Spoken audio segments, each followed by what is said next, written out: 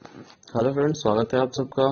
Friends, आज हम लोग करेंगे जो पिछला दिन हम लोग ऑब्जेक्टिव किए थे उसके आगे का। तो पिछला दिन हम लोग 39 तक किए थे, आज 40 से करेंगे। तो फ्रेंड्स, अगर आप चैनल पर नए हैं तो चैनल को सब्सक्राइब कर लीजिए और साथ ही साथ नोटिफिकेशन की घंटी को भी ऑन कर दीजिएगा, ताकि जो है वो वीडियो अपलोड हो उसका नोटिफिकेशन आपके पास मिल सके। तो चलिए अब हम वीडियो को स्टार्ट करते हैं।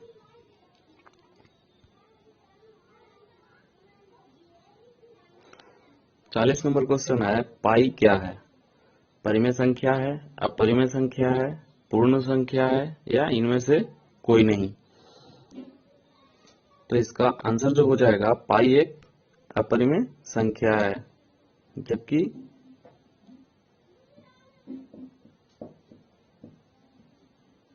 22/7 क्या है? एक परिमेय संख्या है, जो कि पाई का वैल्यू होता है।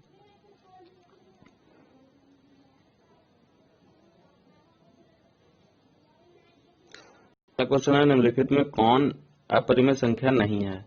अपरिमेय संख्या नहीं है मतलब यानी वो संख्या क्या होगा? परिमेय संख्या होगा। तो ऑप्शन में आपका है √7, बी √3/7, सी √2/√5 और डी √75/√48। तो इसमें लिखा हुआ है कि निम्न में से कौन अपरिमेय संख्या नहीं है। तो इसका आंसर क्या हो जाएगा? आप अगर 75 को देख लें तो 75 क्या हो जाएंगे?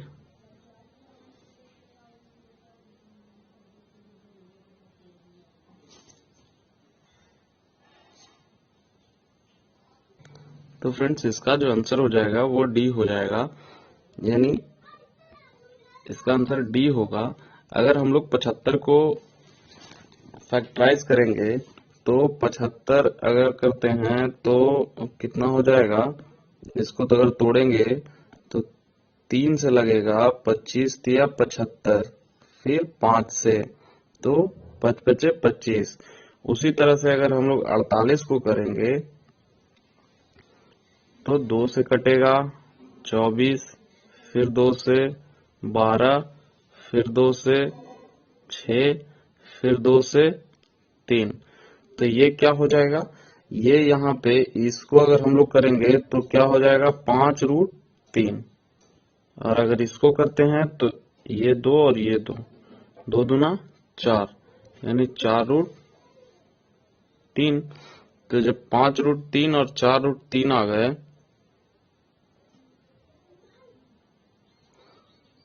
तो इतना बराबर कितना हो जाएगा?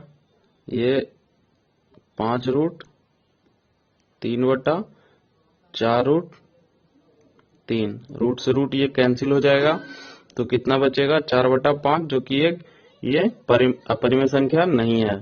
तो ये इसका आंसर हो जाएगा। अगला क्वेश्चन है, √3 और √5 क्या है? एक पूर्ण संख्या है, एक अपरिमेय संख्या है और एक परिमेय संख्या है, और डी इनमें से कोई नहीं। तो इसका आंसर क्या हो जाएगा? इसका आंसर हो जाएगा बी, यानी एक परिमेय अपरिमेय संख्या है। अगला क्वेश्चन है, निम्नलिखित में से कौन सा भिन्न का दशमलव प्रसार शांत होगा? ऑप्शन है 17/105, बी 17/210, सी 15/88 और डी 3/160।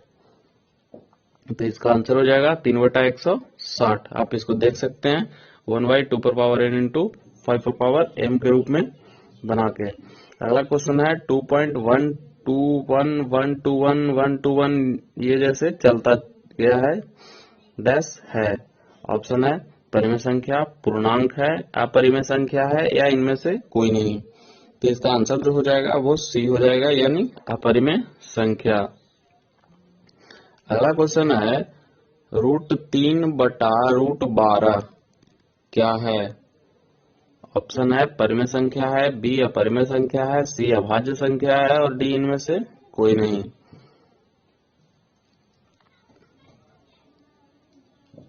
तो इसका आंसर क्या हो जाएगा?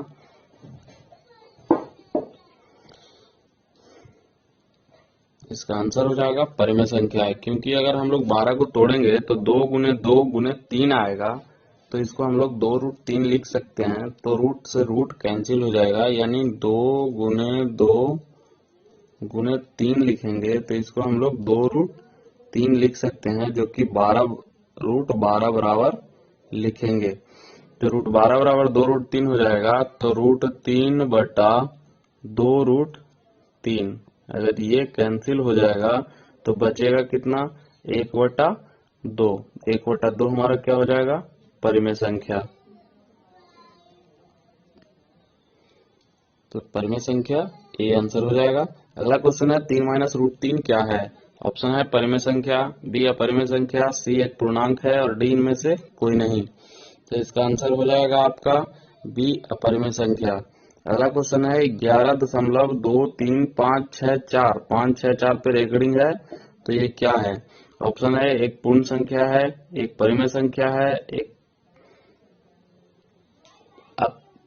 एक परिमेय संख्या है, सी में है एक परिमेय संख्या है और डी इनमें से कोई नहीं। तो इसका आंसर क्या हो जाएगा, तो इसका आंसर होगा आपका सी, यानी एक परिमेय संख्या है। अगला क्वेश्चन है 5.2333 डैश क्या है। एक परिमेय संख्या है, एक अपरिमेय संख्या है, एक पूर्णांक है और डी इनमें से कोई नहीं है। तो इसका आंसर हो जाएगा आपको बी, यानी यह एक परिमेय संख्या है। अगला क्वेश्चन है 1/√7 क्या है। ऑप्शन है परिमेय संख्या है, बी अपरिमेय संख्या है, सी सम संख्या है और डी इनमें से कोई नहीं है। तो इसका आंसर आपका हो जाएगा एक अपरिमेय संख्या है। अगला क्वेश्चन है भाज्य ए और भाजक बी के लिए a बराबर BQ प्लस R में R के लिए कौन सा कथन सत्य होगा। तो जैसे R क्या होगा, R जो है वो भाज्य से छोटा होगा। R जो है वो भाज्य से छोटा होगा। तो इसमें देखिए कि R जो है वो कहाँ पे छोटा है।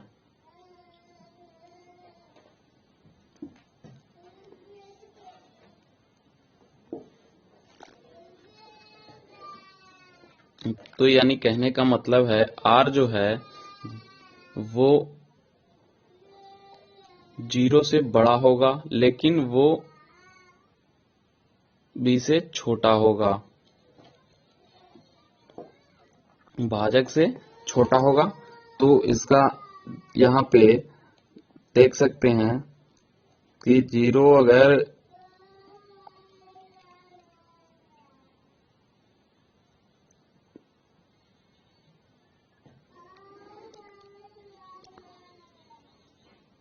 जीरो जो है वो R जो है 0 से बड़ा होगा, लेकिन वो भाजक से छोटा होगा।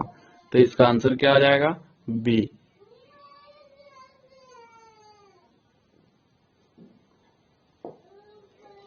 अगला क्वेश्चन है 5√2 क्या है। ऑप्शन है परिमेय संख्या, बी अपरिमेय संख्या, सी काल्पनिक संख्या और डी इनमें से कोई नहीं। तो इसका आंसर हो जाएगा बी, यानी अपरिमेय संख्या। अगला क्वेश्चन है 5.2372 क्या है। ऑप्शन है पूर्णांक संख्या, बी परिमेय संख्या, सी अपरिमेय संख्या और डी इनमें से कोई नहीं। तो इसका आंसर हो जाएगा बी, यानी परिमेय संख्या। अगला जो आपका क्वेश्चन है वो है निम्न संख्याओं में कौन सी संख्या विजातीय है।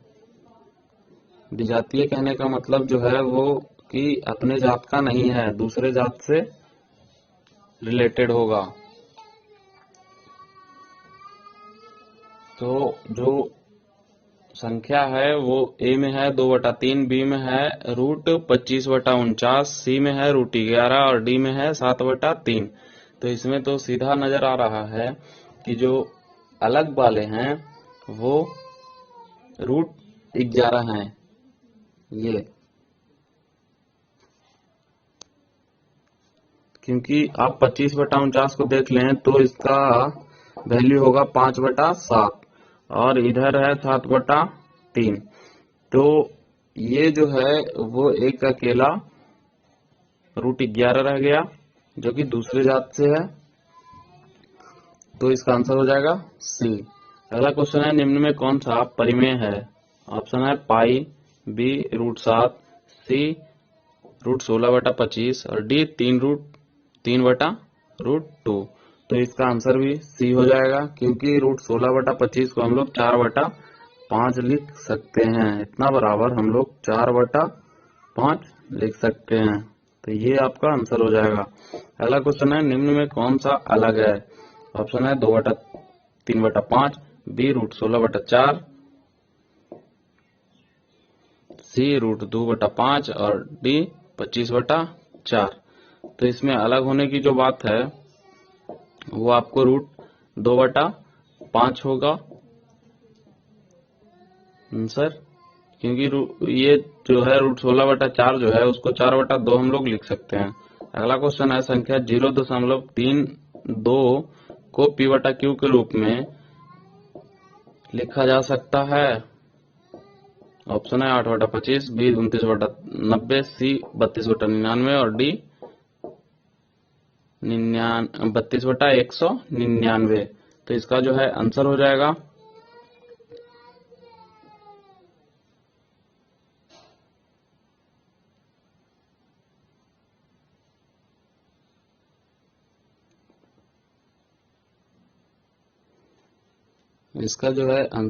वो हो जाएगा बी, यानी 29/90। अगला जो क्वेश्चन है, 2 तथा 2.5 के बीच की अपरिमेय संख्या है।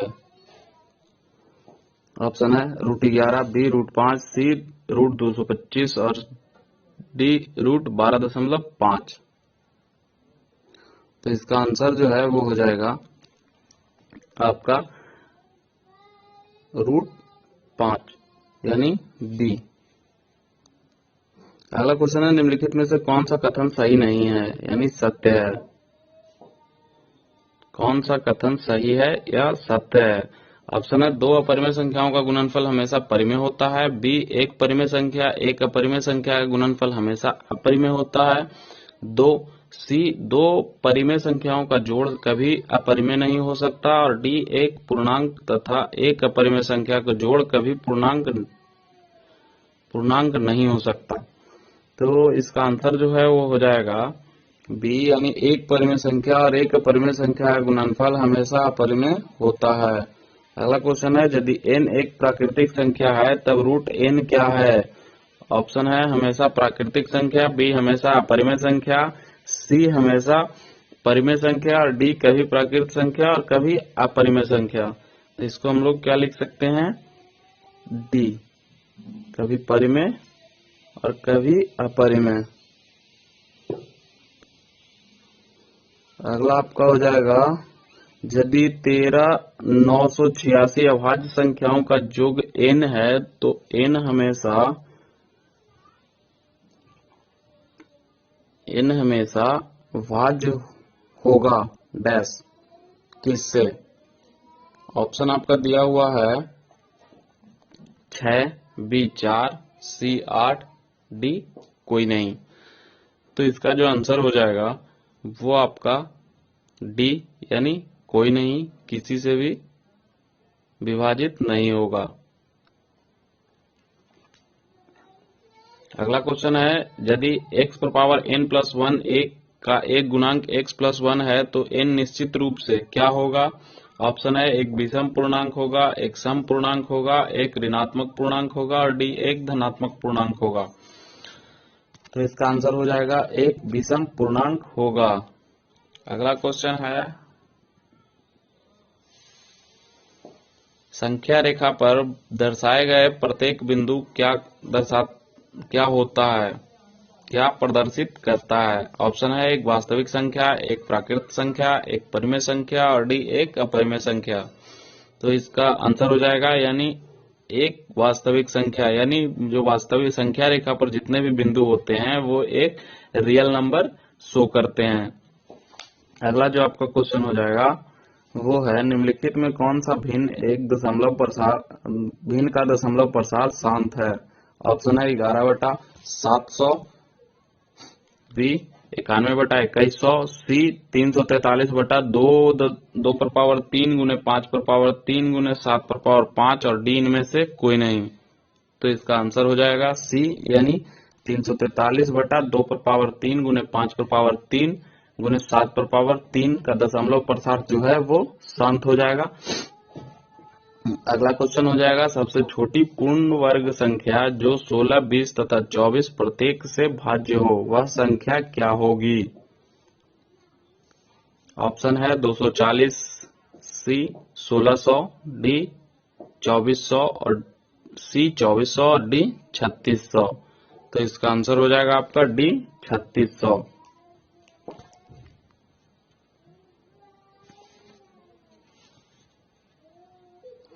तो फ्रेंड्स 64 का जो आंसर है वो डी ना होकर के आपका ए होगा, यानी 240। आप इन तीनों का एलसीएम निकालिए और जो उसका आंसर आएगा वो इसका आंसर होगा।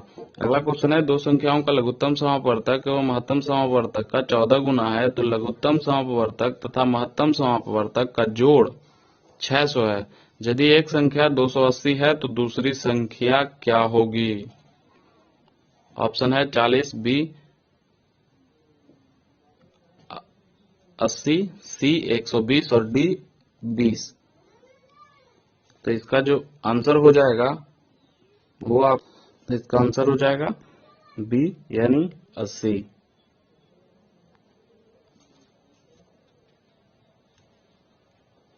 अगला क्वेश्चन आपका हो जाएगा, संख्या 23.43 रेकॉर्डिंग को पी बटा क्यू के रूप में लिखा जा सकता है। ऑप्शन है 2320 बटा 99, 2343 बटा 100, 2343 बटा 999 और 4320 बटा 999। तो इसका जो है आंसर हो जाएगा वो 4320 बटा 99।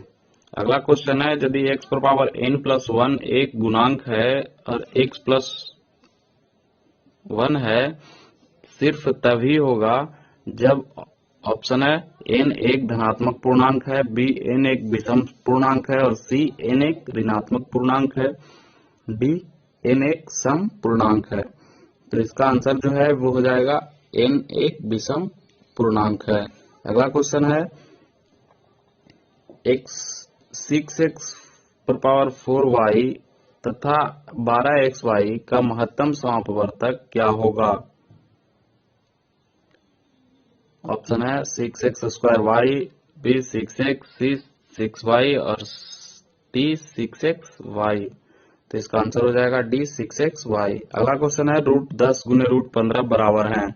ऑप्शन है 5√6 का, बी 6√5 का और सी √30 का और डी √25 का।